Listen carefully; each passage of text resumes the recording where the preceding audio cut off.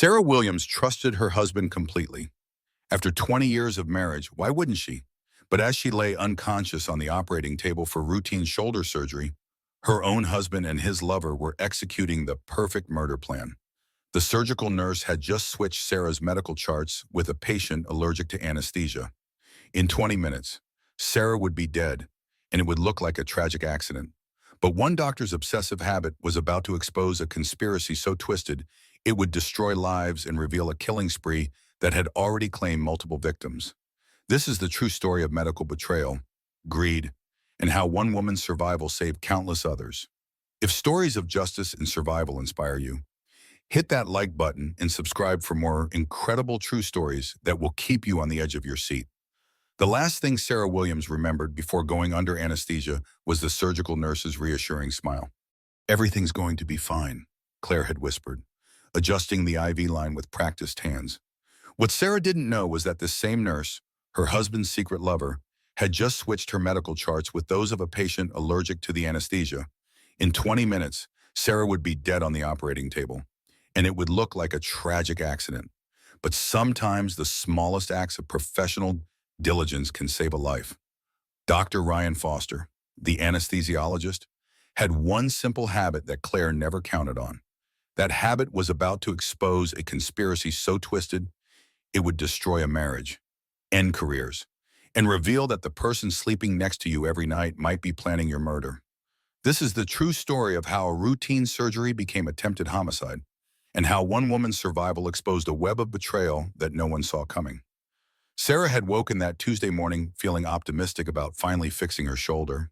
The tennis injury had been nagging her for months, making it difficult to write on the whiteboard at Jefferson Elementary where she served as principal. At 38, she was too young to live with a constant pain, and the surgery would get her back to the active lifestyle she loved.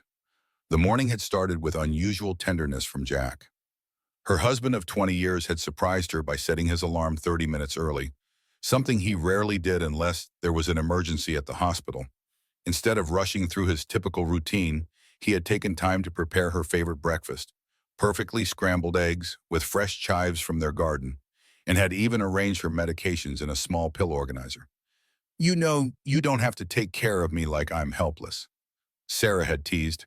Though she appreciated the attention, it reminded her of their early marriage when Jack would fuss over her during every minor illness. Jack had been unusually attentive that morning, bringing her coffee in bed and helping her pack her hospital bag. Her husband of 20 years was an orthopedic surgeon himself, though at a different hospital across town. He understood the procedure better than most spouses would. "I want to make sure you have everything you need," Jack had said, checking and rechecking her bag, hospital gowns, comfortable slippers, phone charger, something to read during recovery. He had seemed almost nervous, which Sarah found endearing. For all his medical expertise, Jack still worried about her like any devoted husband would. "You're going to be fine," he had said, kissing her forehead with what seemed like extra intensity. "Dr. Patterson is excellent, and St. Mary's has a great surgical team. I wish I could be there, but my schedule is completely booked today." Sarah hadn't minded. Jack's surgical schedule was always demanding, and she preferred he focus on his own patients rather than worry about her routine procedure. Their 16-year-old daughter, Madison, would pick her up after school when she was discharged. "Are you sure you don't want me to reschedule and drive you?" Jack had asked one final time, his hand lingering on her shoulder. "I could probably move some appointments around." "Don't be silly," Sarah had replied. "It's a simple outpatient procedure. I'll be home before dinner," probably complaining about how boring the whole thing was. The drive to St. Mary's Hospital took 20 minutes through downtown traffic. Sarah used the time to call her assistant principal and review the day's schedule. Even facing surgery, she couldn't completely disconnect from work. The students and staff at Jefferson Elementary depended on her leadership, and she took that responsibility seriously.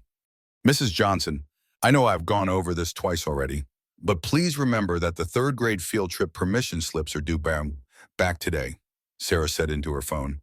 "And if Tommy Martinez acts up in detention again, call his mother immediately, not his grandmother." She found herself giving detailed instructions about things her assistant had handled competently for years. Perhaps Jack's nervousness was contagious, Or maybe the prospect of surgery was making her more anxious than she wanted to admit. St. Mary's looked exactly like every other modern hospital, all gleaming floors and soft lighting designed to be comforting. Sarah checked in at the surgical desk and was directed to the preoperative area. The nurse who greeted her was younger than expected, maybe late 20s, with blonde hair pulled back in a neat ponytail and bright blue eyes that seemed genuinely caring. "I'm Claire Morton," she said with a warm smile.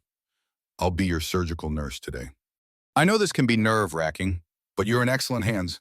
Dr. Patterson has performed this procedure hundreds of times." Claire's enthusiasm was infectious. As she guided Sarah through the pre-operative checklist, she chatted easily about her own tennis playing and how she understood the frustration of being sidelined by injury. She complimented Sarah's earrings and asked about her work as a principal. "You must love working with kids," Claire said as she started Sarah's IV. "I bet they adore you." "Most days," Sarah replied, though she noticed Claire's hands shake slightly as she inserted the needle. "First day nerves, maybe. Everyone gets nervous sometimes. Actually, I've been doing this for 3 years," Claire said with a laugh that seemed forced. "But I always get a little nervous with new patients. I want everything to be perfect." As the pre-medication began to take effect, Sarah felt herself relaxing. Claire's presence was comforting, and the medical team seemed professional and competent. Jack had been right about St. Mary's reputation. She was in good hands. The last coherent thought Sarah had was gratitude for her husband's recommendation of this hospital and this surgical team. She trusted Jack's medical judgment completely.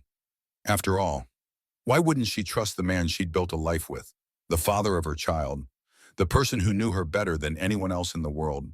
That trust, she would soon learn, had nearly killed her. Claire Morton waited until the preoperative area was mostly empty before making her move. The other nurses were busy with their own patients, and the surgical techs were preparing the operating room. She had maybe 3 minutes before someone would notice her accessing files she had no business touching. Her hands trembled as she pulled up Sarah Williams' electronic medical record on the computer terminal.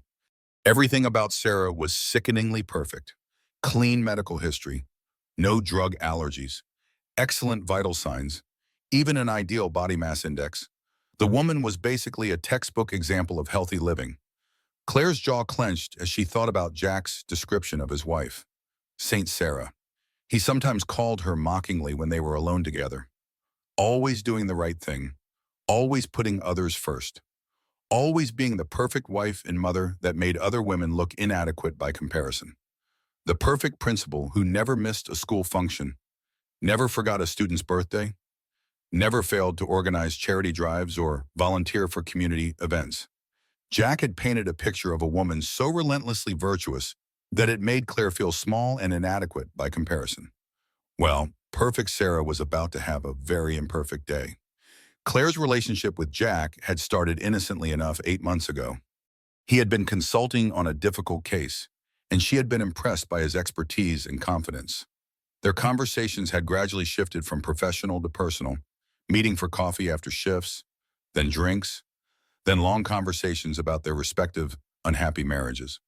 Jack had confided that Sarah's perfection felt suffocating, that he felt like he could never measure up to her standards or her endless capacity for self-sacrifice. Claire had understood completely. Her own husband was a mechanic who came home covered in grease and fell asleep watching television every night, showing no interest in her dreams or ambitions. The affair had felt inevitable, a meeting of two people who finally understood each other. But as the months passed, Claire realized that Jack would never leave Sarah voluntarily. He was too concerned about his reputation, too worried about the financial implications of divorce, too comfortable with the stability Sarah provided. Claire navigated to the allergy section of Sarah's chart and began typing. Severe reaction to propofol, anaphylaxis documented during previous procedure, alternative anesthesia protocols required. She backdated the entry to make it look like it had been there all along, then copied the text and pasted it into the anesthesia notes section for emphasis. The plan had evolved gradually over weeks of careful discussion. Jack couldn't divorce Sarah without losing half of everything he had worked for, but if Sarah died unexpectedly during routine surgery, he would keep his practice, his house, his reputation, and collect a substantial insurance payout in the process. Claire had researched the idea obsessively, reading medical journals about anesthesia complications and studying case histories of patients who had died from allergic reactions. The beauty of the plan was that it would look completely natural. Hospitals dealt with unexpected deaths regularly, and allergic reactions to anesthesia, while rare, were well documented in medical literature. The next step required physical paperwork. Claire walked quickly to the filing area where backup charts were kept. She found Sarah's printed file and slipped it into her scrub pocket, then located the chart for Mary Thompson, a patient scheduled for surgery next week who genuinely was allergic to multiple anesthesia medications. Back at the computer, Claire opened Mary's file and memorized the specific medications that would trigger her allergic reactions: propofol, midazolam, and fentanyl. The standard anesthesia cocktail that Dr. Foster would normally use without a second thought. Claire printed a new medication allergy sheet for Sarah's chart, carefully transcribing Mary's allergies onto Sarah Williams's paperwork.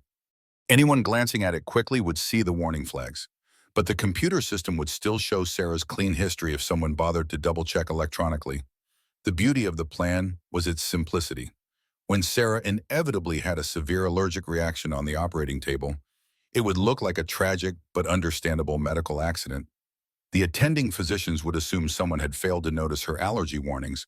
There might be an investigation, but ultimately it would be blamed on human error in a busy hospital system.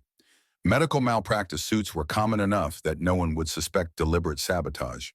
The hospital would settle quietly to avoid publicity, and Jack would be free to grieve publicly while privately celebrating his liberation. Jack would be the grieving widower, collecting on the life insurance policy he had quietly increased to $1 million 6 months earlier. After a respectful period of mourning, he and Claire could go public with their relationship. They had already started planning their new life together, including the house they would buy with Sarah's insurance money. Claire's phone buzzed with a text from Jack. "How are you holding up? This afternoon will change everything." She typed back quickly, "Everything's going perfectly." Sarah will never know what hit her. The irony wasn't lost on Claire that she was about to commit murder in a place dedicated to saving lives, but she had stopped thinking of it as murder months ago. It was simply eliminating an obstacle to her happiness. Sarah Williams was standing between Claire and the life she deserved, the man she loved, the future she had planned. Besides, Sarah would never feel any pain. She would simply go to sleep and never wake up. There were worse ways to die. Claire thought about all the nights she had spent alone while her husband worked late or fell asleep in front of the television.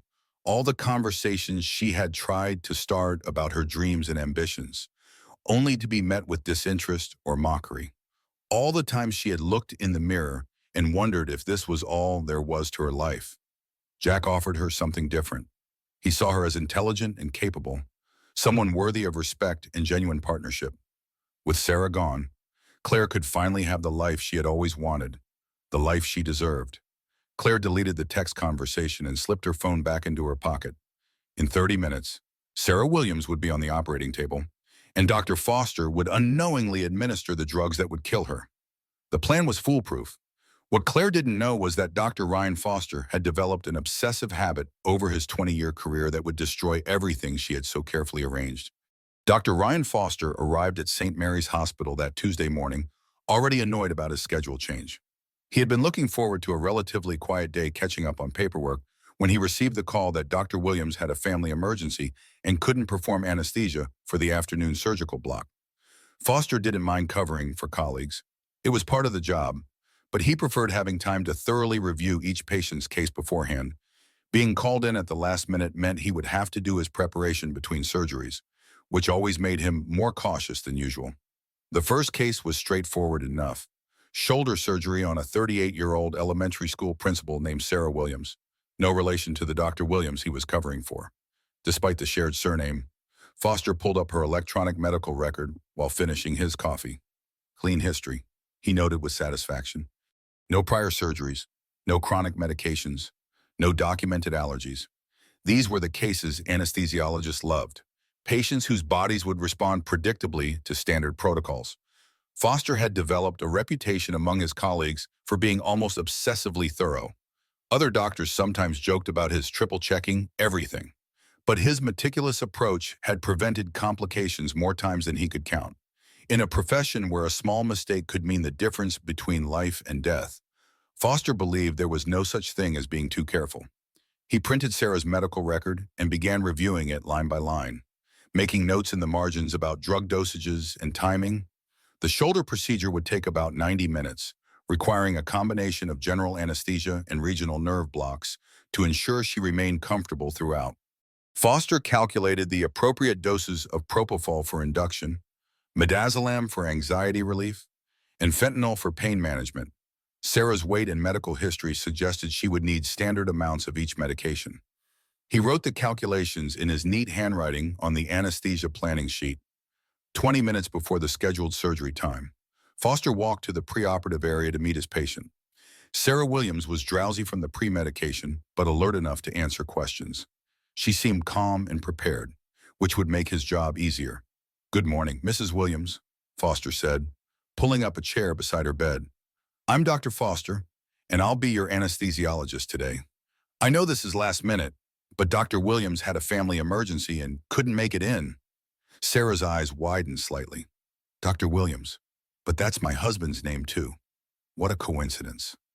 Foster smiled. "It's a common name. I'm sure it's not the same person. Now, let me go over a few things with you about the anesthesia process." He ran through his standard preoperative discussion, explaining what medications he would use and what Sarah could expect during recovery. She asked intelligent questions about timing and side effects, demonstrating the kind of engaged participation Foster appreciated in patients. "I see here that you have no known drug allergies," Foster said, consulting his printed notes. "That makes things simpler for me." "That's right," Sarah confirmed. "I've never had any problems with medications." Foster made a final note on his paperwork and stood to leave. "I'll see you in the operating room in a few minutes. Mrs. Williams, everything is going to go smoothly." As he walked toward the OR, Foster's phone rang. His daughter was calling from college with a question about her biology homework. He spent 5 minutes explaining protein synthesis while scrubbing in, then realized he had left his detailed anesthesia notes at Sarah's bedside. No problem. He could work from the chart that would be available in the operating room. Foster dried his hands and gowned up, then entered OR 3, where Sarah was being positioned for surgery. Claire Morton was there adjusting monitors and checking supplies. She looked nervous, which Foster attributed to the schedule change. Nurses often felt more comfortable working with anesthesiologists they knew well. The surgical chart was clipped to a board at the head of the bed. Foster opened it and immediately frowned.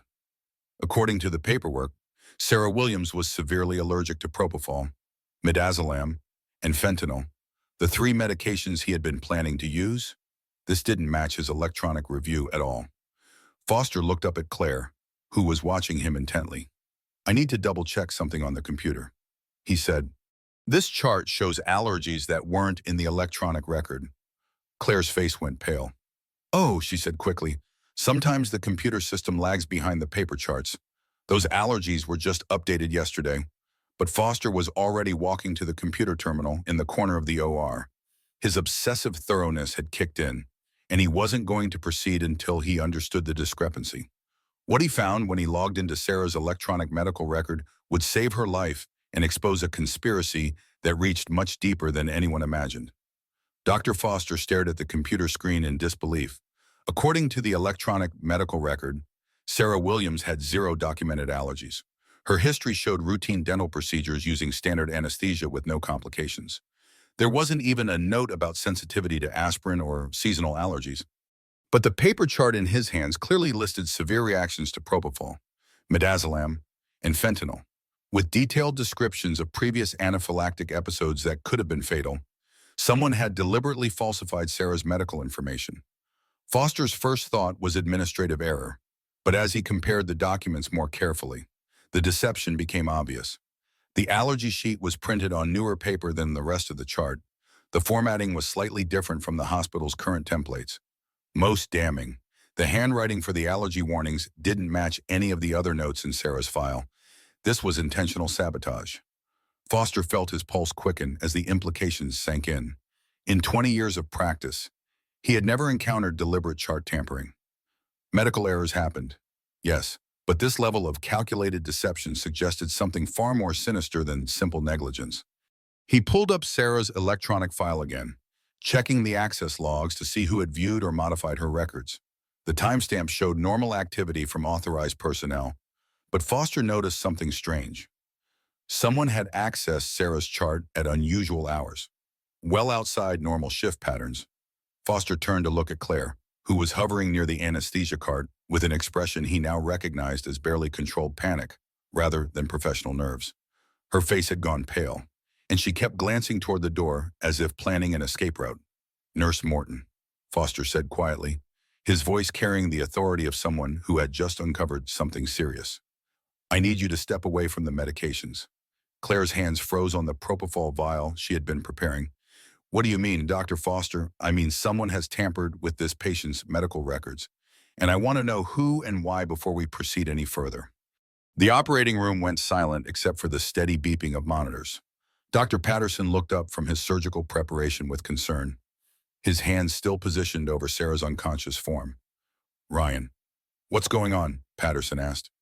"We're ready to begin." Foster kept his eyes on Claire as he spoke. "Mrs. Williams' paper chart shows severe drug allergies that don't exist in her electronic record. If I had followed this false information and used alternative anesthesia protocols, she could have been seriously harmed." That wasn't entirely true.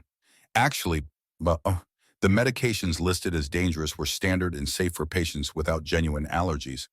But if Foster had administered them to a patient he believed was allergic, and Sarah had somehow developed complications, the blame would have fallen on him for ignoring documented warnings.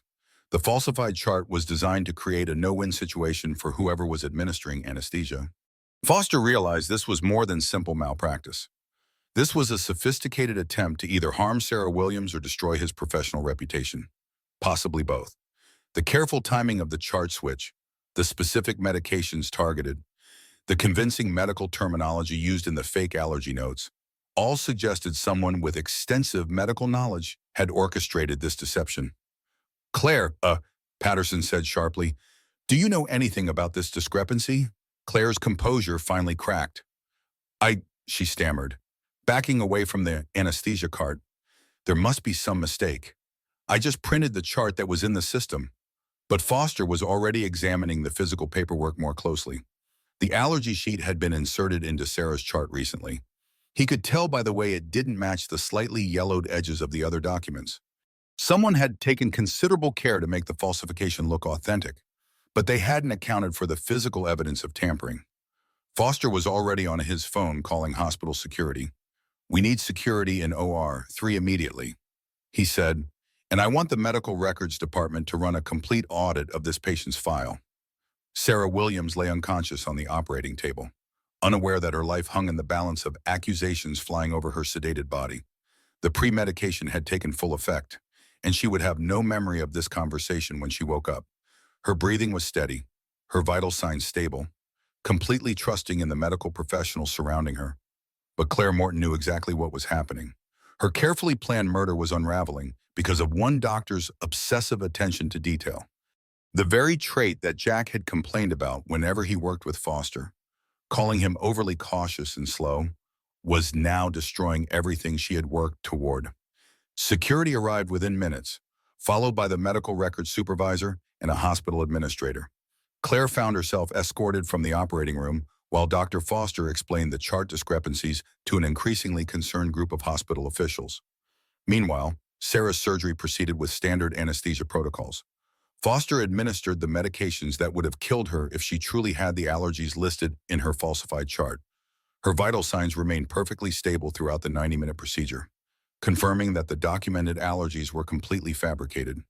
It wasn't until Sarah was waking up in recovery that Detective Karen Hayes arrived to begin an investigation that would ultimately expose not just one attempted murder, but a conspiracy involving multiple victims in a web of greed that stretched back months. The first question Detective Hayes asked Dr. Foster was simple but chilling. "Who else knew about the schedule change that put you in this operating room today?" Foster's answer would lead investigators directly to the person who had tried to commit the perfect murder, and the accomplice who had hired her to do it. Actually, Foster corrected himself as he reviewed his notes and considered the sophisticated nature of the deception. The person who had hired her was someone much closer to home than anyone wanted to believe. Sarah Williams drifted back to consciousness slowly, like surfacing from deep water. The recovery room was bright and quiet except for the steady beeping of monitors and the soft conversations of medical staff. Her shoulder felt strangely numb, which she assumed was normal after surgery. "Mrs. Williams, can you hear me?" The voice belonged to Dr. Foster, the anesthesiologist who had replaced her husband's colleague at the last minute. "You're safe now." Something in his tone made Sarah's stomach clench with unnamed dread. She tried to speak, but her throat felt raw and dry. "Take your time," Foster said gently. "Don't try to move yet. Your surgery went well, but there are some things we need to discuss." Sarah managed to crack her eyes open.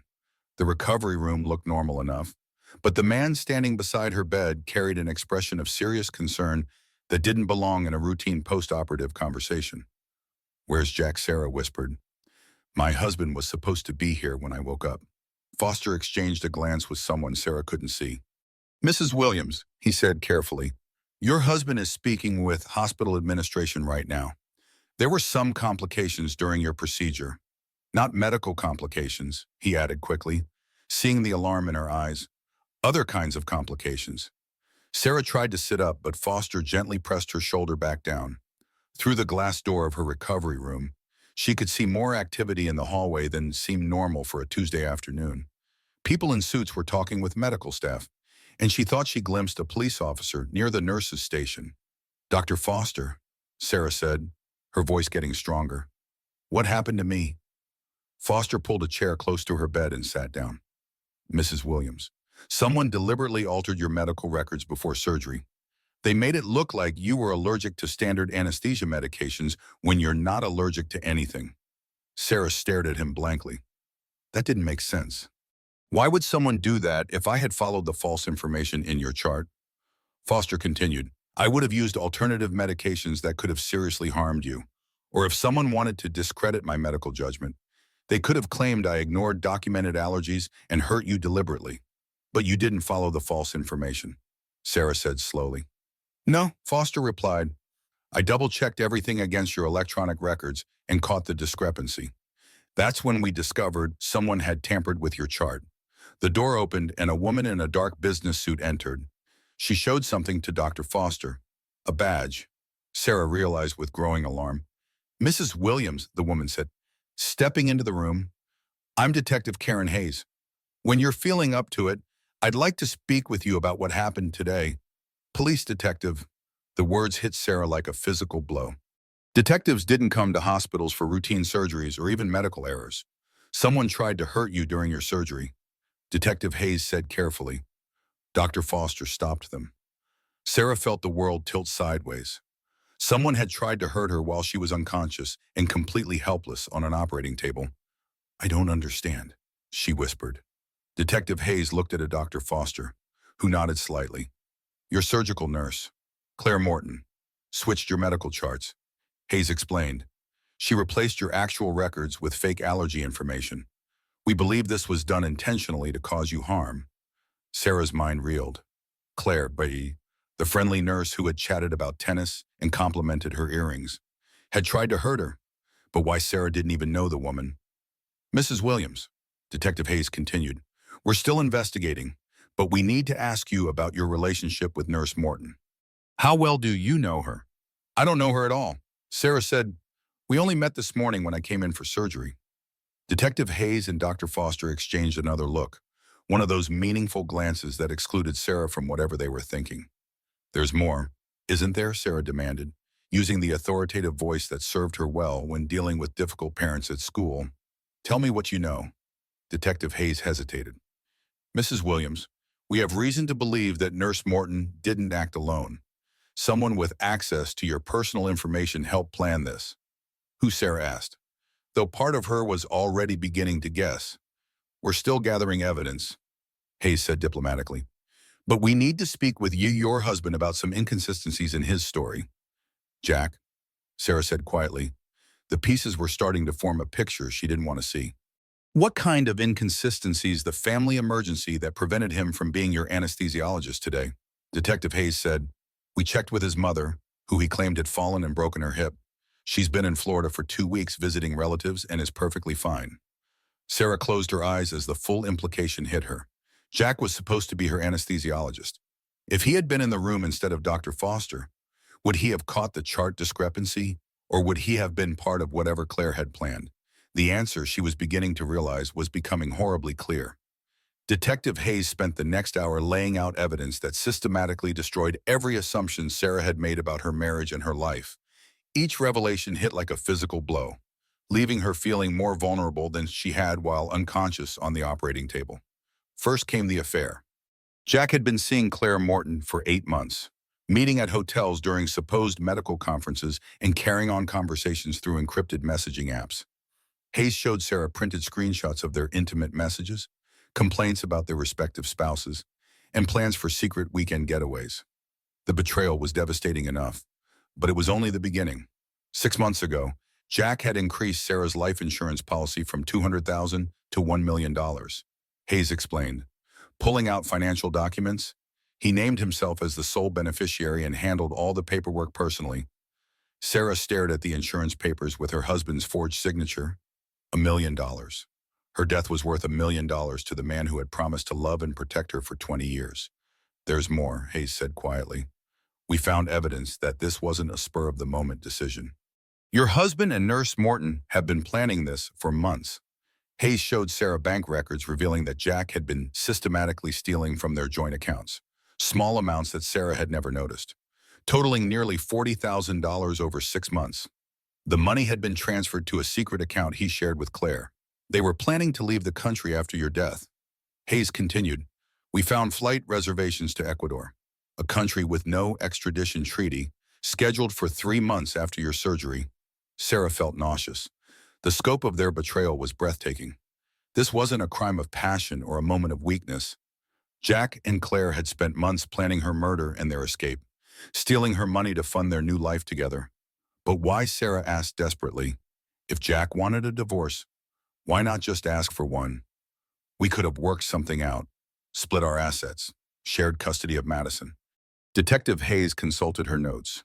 According to their messages, your husband was afraid you would take half of everything in a divorce. He's been building his medical practice for 20 years and didn't want to lose his investment.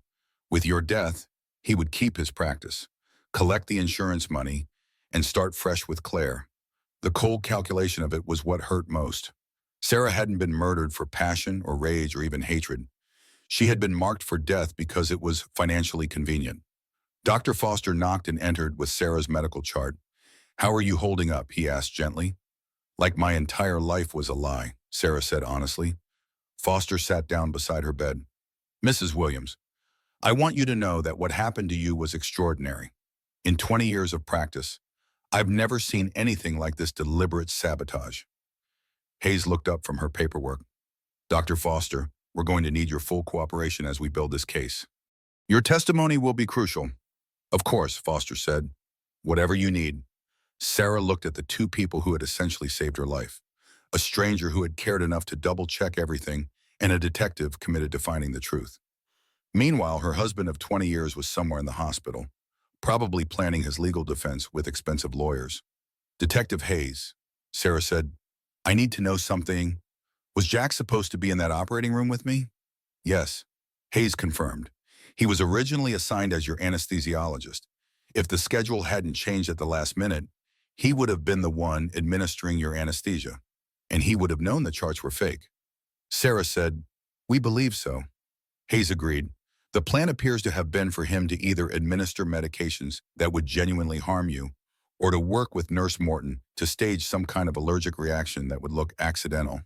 So Dr. Foster taking the case ruined everything, Sarah said. Foster nodded grimly. My habit of triple-checking everything meant I caught the discrepancy immediately. If I had been anyone else, if I had been in a hurry or distracted, Sarah Williams would be dead right now. Sarah closed her eyes and tried to process the magnitude of what had almost happened. Her own husband had conspired to murder her during routine surgery, when she was at her most vulnerable and trusting. Detective Hayes, Sarah said, opening her eyes, I want to know everything, every detail. Every message, every part of their plan. If I'm going to survive this, I need to understand exactly what they intended to do to me. Hayes hesitated. Mrs. Williams, some of this information is very difficult to hear, I don't care, Sarah said firmly. I've been living in ignorance for months while my husband planned my death. I'm done being protected from the truth. What Hayes told her next would shatter any remaining illusions Sarah had about the man she had married and the life they had built together.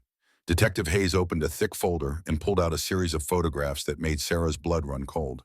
They showed Claire Morton in various hospital settings over the past 2 years, always near surgical patients, always with the same innocent smile Sarah remembered from that morning. Mrs. Williams, Hayes said carefully, we have reason to believe that Claire Morton has done this before. Sarah felt her mouth go dry. Done what before targeted vulnerable patients for financial gain? Hayes explained.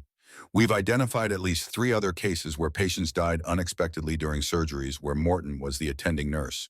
3 other people, Sarah whispered. 3 other families destroyed. Hayes nodded grimly. Robert Mitchell, a 54-year-old construction worker who died during routine hernia surgery 8 months ago. Linda Patterson, a 62-year-old teacher who died during gallbladder surgery 6 months ago. And Michael Brooks, a 45-year-old accountant who died during appendix surgery 3 months ago. Sarah stared at the photographs of the 3 victims. They looked like ordinary people, like her. People with families and woes and futures that had been cut short by Claire's greed. Robert Mitchell had kind eyes behind wire-rimmed glasses. The face of someone who probably coached Little League on weekends. Linda Patterson looked like she could have been Sarah's colleague, another educator devoted to helping children learn and grow. Michael Brooks appeared to be around Jack's age, maybe with children of his own waiting at home. All 3 had substantial life insurance policies. Hayes continued, all 3 deaths were initially ruled as allergic reactions to anesthesia, tragic but unavoidable medical complications. But they weren't allergic, Sarah said. We're exhuming their bodies for additional testing. Hayes confirmed. But based on what we know now, we believe all 3 were murdered. Sarah felt sick thinking about those families, grieving their loved ones while Claire collected payment for ending their lives. How many people had attended those funerals, never knowing they were mourning murder victims? How many widows and children had struggled with medical bills and emotional devastation while their loved one's killer walked free? The pattern was becoming sickeningly clear. Claire hadn't stumbled into murder. She had developed a system, a methodical approach to identifying and eliminating targets. Each death had been carefully planned and executed, designed to look like the kind of medical tragedy that happened in hospitals every day.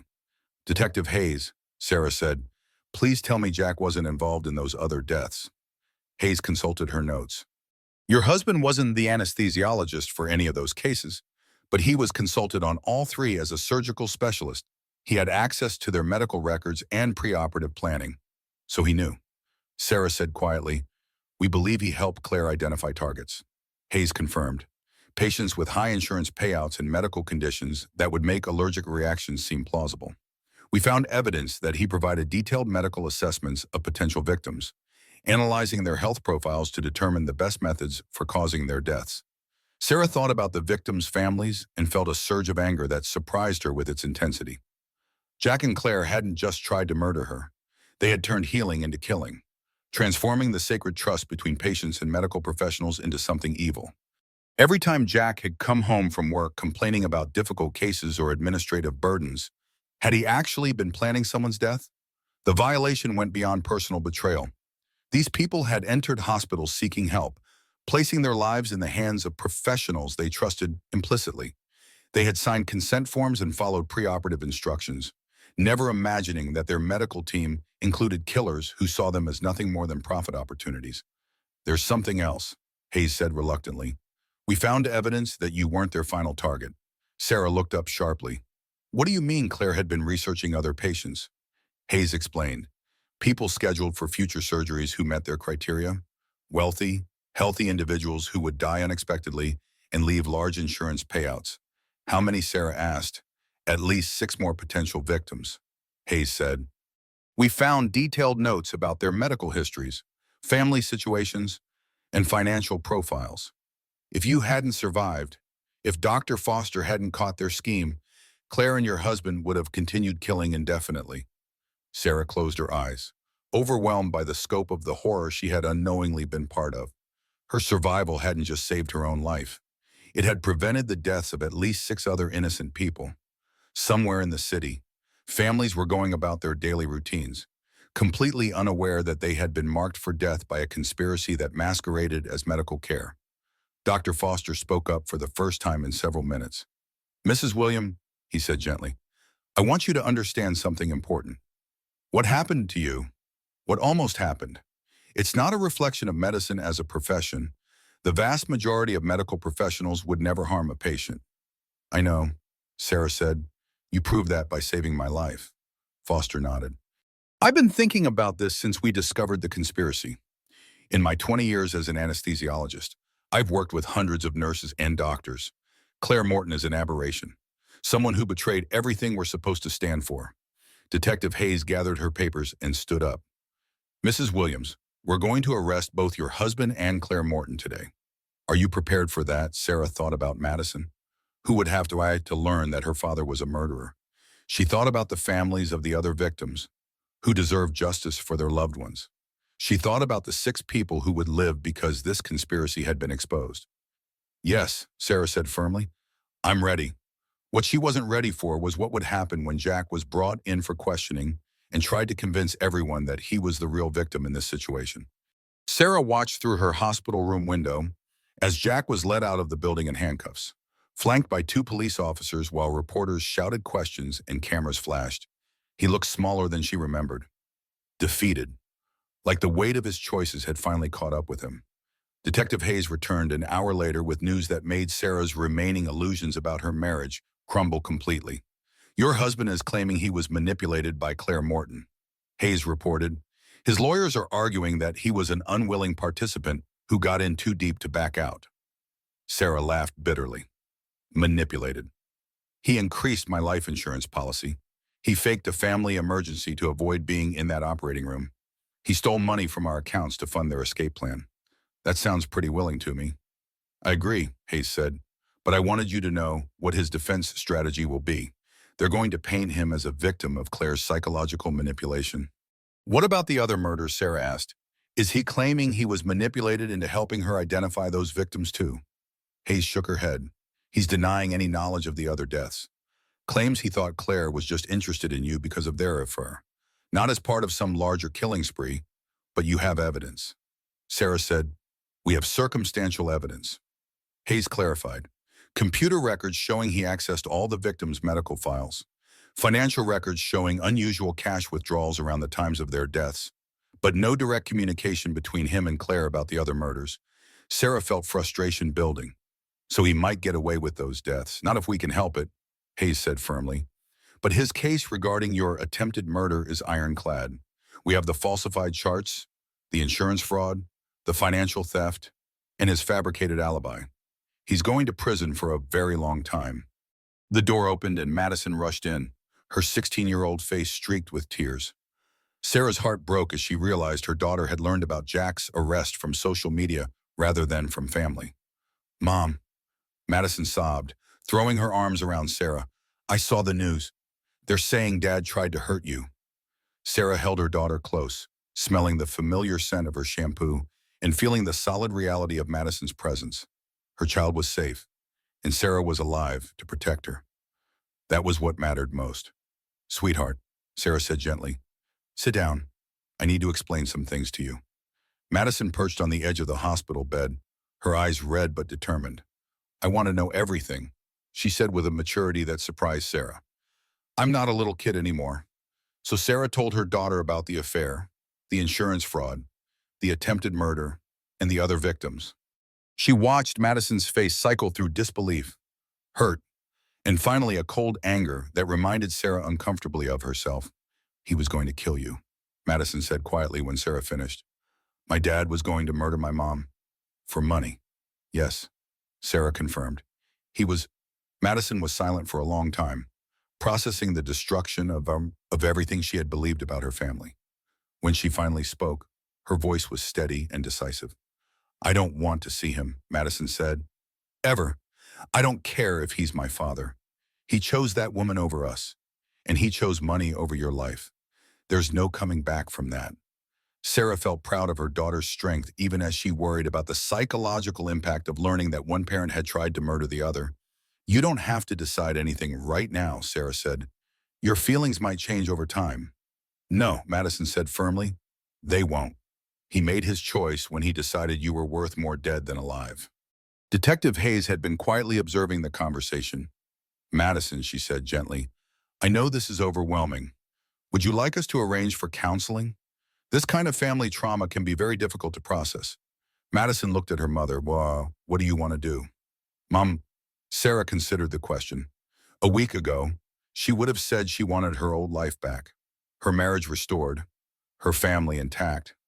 Now she realized that her old life had been built on lies and betrayal. I want us to heal, Sarah said finally.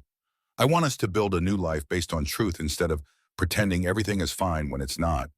Detective Hayes nodded approvingly. That's a healthy approach.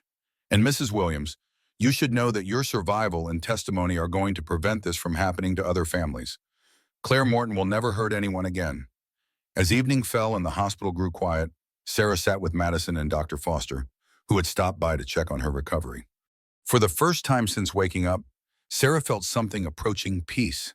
She had lost her marriage, but she had gained something more valuable, the knowledge that she was stronger than she had ever imagined, and the understanding that survival was just the first step toward building a life worth living.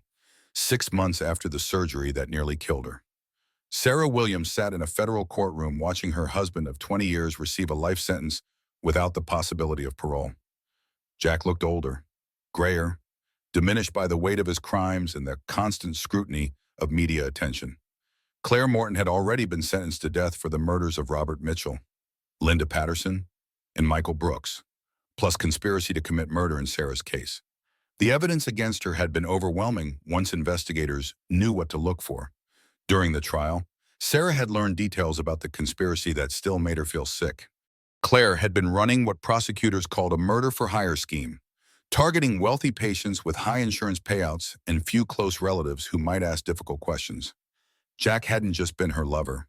He had been her partner, helping identify vulnerable targets and providing medical expertise to make the murders look like tragic accidents. The prosecution estimated they would have killed at least 20 people over the next 5 years if they hadn't been caught. The families of the other victims had attended every day of the trial, seeking answers and closure. Sarah had met them during court recesses, sharing the strange bond of people whose loved ones had been betrayed by those sworn to heal. Robert Mitchell's widow, Carol, had become particularly close to Sarah. Both women understood the unique pain of learning that someone they trusted had orchestrated their suffering. We keep asking ourselves what we missed. Carol had confided during one lunch break. Were there signs we should have seen? Sarah had no easy answers. The deception had been too complete, the manipulation too skilled. Jack and Claire had been experts at presenting themselves as caring professionals while planning their victims' deaths. As the judge read Jack's sentence, Sarah felt no satisfaction, only a profound sadness for the man she had thought she knew, and the families whose loved ones couldn't be brought back to life. The courtroom was packed with journalists, victim advocates, and medical professionals who had followed the case. Several nurses had testified about feeling betrayed by Claire's actions, worried that public trust in their profession would be damaged. Madison, now 17 and preparing for college, had refused to attend the sentencing. She had written a victim impact statement that was read aloud in court, describing the psychological trauma of learning that her father had tried to murder her mother, but she wanted no further contact with Jack. Your Honor, Madison's statement had read, My father didn't just try to kill my mother. He killed the family I thought I had. He destroyed my ability to trust that the people who say they love me, they actually mean it. But my mother's survival taught me that even when everything falls apart, we can choose to build something better from the pieces. Sarah respected her daughter's decision. Madison was thriving despite everything that had happened. She had thrown herself into her studies and volunteer work, planning to major in criminal justice with the goal of helping other families affected by violent crime. The girl who had once worried about typical teenage problems now spoke with the wisdom of someone who had seen the worst of human nature and chosen to fight against it. After the sentencing, Sarah and Madison drove back to their new home in Colorado, where they had relocated 6 months earlier to escape the media attention and start fresh. Sarah had taken a position as principal of a small elementary school in the mountains, while Madison finished her senior year at a high school where their story wasn't front-page news. The move had been difficult but necessary. Sarah needed distance from the place where her marriage had died and her trust had been shattered. She needed space to figure out who she was when she wasn't being Jack's wife or Claire's intended victim. Every familiar street corner in their old town had held memories that now felt contaminated by the truth of what Jack had been planning. Dr. Foster had been instrumental in helping them relocate. His sister lived in Colorado and had connections in the education community. Foster himself had transferred to a hospital in Denver, officially for career advancement, but privately to be closer to Sarah and Madison as they rebuilt their lives. Sarah's relationship with Foster had developed slowly over the months of recovery and legal proceedings. He had been her advocate through every medical appointment, her support during the darkest moments of discovering the full scope of Jack's betrayal, and eventually something more than a friend. There was nothing dramatic or passionate about their relationship. It was built on trust earned through consistent actions, respect demonstrated through difficult times, and a shared understanding of how precious and fragile life could be. Foster had never pushed for more than Sarah was ready to give. He understood that her ability to trust had been shattered and needed time to heal. When she was ready to try again, to risk loving someone who could genuinely hurt her, Foster would be there. But for now, Sarah was focused on healing herself and helping Madison process their shared trauma. They attended counseling together and separately, learning to talk about what had happened without being consumed by it. Their therapist had helped them understand that healing wasn't about forgetting or forgiving, but about reclaiming their right to live without fear. Sarah had also become an advocate for other families affected by medical crimes. She worked with prosecutors to strengthen laws around medical fraud and spoke at conferences about recognizing the warning signs of healthcare professionals who exploited their positions. Hospital administrators now sought her input on improving security protocols and background checks. The work was painful but meaningful. If Sarah's survival could prevent even one other family from experiencing what she and Madison had endured, then something good would have come from their suffering. As they reached their mountain home that evening, Sarah reflected on the journey that had brought them here. A year ago, she had been living a lie, married to a man who was planning her death. Tonight, she was living authentically, surrounded by people who genuinely cared about her well-being. Madison had been right during those dark days in the hospital. Sometimes the worst things that happen to us force us to become the people we were meant to be all along.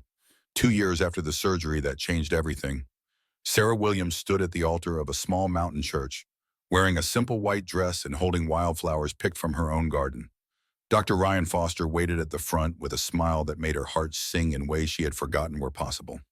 The wedding was small and intimate, attended by Madison, who served as maid of honor, Foster's sister and her family, a few close friends Sarah had made in Colorado, and Detective Karen Hayes, who had become an unexpected friend during the long months of investigation and trial. As they exchanged vows they had written themselves, Sarah marveled at the difference between this ceremony and her first wedding 25 years earlier. Then she had been young and naive, believing that love meant losing herself in another person. Now she understood that real love meant finding herself more fully in the presence of someone who valued exactly who she was. "I promise to love you without trying to change you," Sarah said to Foster, "to trust you because you've earned that trust through consistent actions, and to build a partnership with you based on honesty and respect. I promise to protect what we've built together," Foster replied. "To never take your trust for granted, and to love you not in spite of everything you've survived, but because of how beautifully you've rebuilt your life." As they kissed to seal their marriage, Sarah heard Madison cheering from the front row, her daughter's joy infectious and genuine. At the reception in the community center, Sarah looked around at the faces of people who had chosen to be part of their new life. These weren't relationships built on obligation or convenience, but on genuine care and mutual respect. Madison approached with a glass of champagne and a gift wrapped in brown paper. "I have something for you," she said, handing Sarah a photo album. Sarah opened it to find pictures documenting their journey over the past 2 years. There she was in her hospital bed, looking fragile but determined. There was Madison graduating from high school with Sarah and Foster cheering from the audience. Family dinners in their kitchen, hiking trips in the mountains, quiet moments reading together on their porch.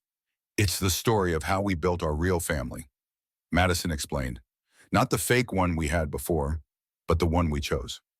Sarah flipped through the pages, seeing their life documented in Madison's artistic eye. These weren't posed family portraits like the ones from her marriage to Jack. These were real moments of genuine happiness, captured by someone who understood the difference. "Thank you, sweetheart," Sarah said, hugging her daughter. "It's perfect." "You know what the best part is?" Madison asked. "What's that in all of these pictures? You look like yourself. Really. Truly yourself." Sarah looked at the photos again and realized Madison was right. The woman in these pictures was confident, relaxed, genuinely happy. She wasn't performing or pretending or trying to be perfect. She was just Sarah. And that was enough. As the evening wound down, Sarah and Foster stood outside the community center, looking up at the stars over the Colorado mountains. "Any regrets?" Foster asked, taking her hand. Sarah thought about the question seriously. Did she regret the pain she had endured? The betrayal that had shattered her old life? The trauma that still occasionally woke her in the night? "No," she said, surprising herself with the certainty. "If I hadn't gone through all of that, I never would have ended up here. With you, with this life, with this version of myself. No looking back." Foster asked. "No looking back," Sarah confirmed. "Only forward."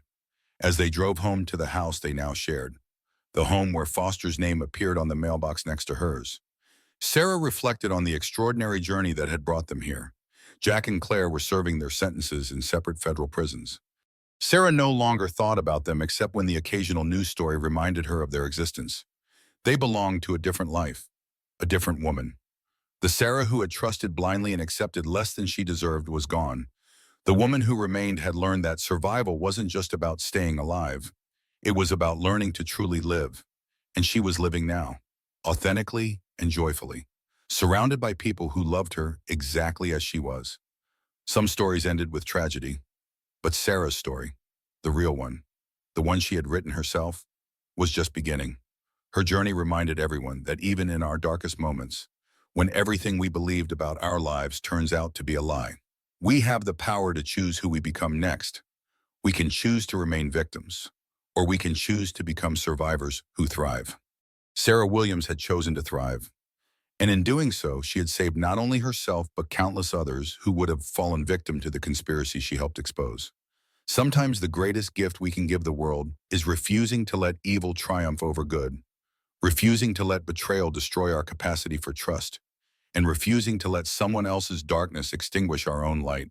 Sarah's light burned brighter than ever, illuminating the path for anyone else who needed to find their way from survival to truly living again.